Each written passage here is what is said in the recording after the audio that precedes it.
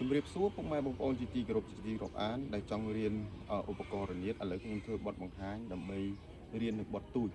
ហើយការអង្កាន់អន្លូងយើងមុនដំបូងយើងត្រូវដាក់ដៃផ្ងាយចេះយើងយកអន្លូងនេះយើងយកមកដាក់នៅលើដៃ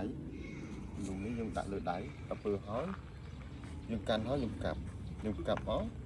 ឃើញមានសភ័ណ្ឌភាពល្អអញ្ចឹងបទចិនត្រពេងនេះជាបទមួយទូចទេប៉ុន្តែ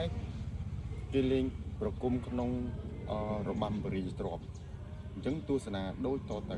ខ្ញុំលេងចិនត្រពេញគឺចេញតុងដូ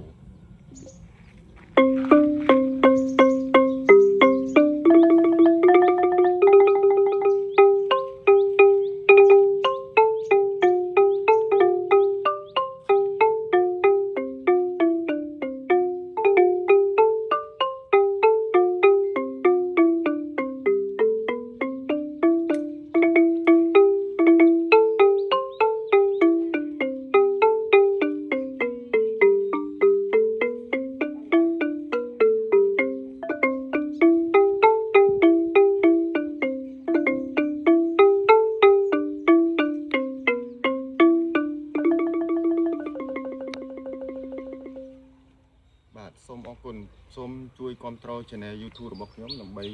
បានបទទូចរៀនបន្តទៀតសូមអរគុណសូមជម្រាបលា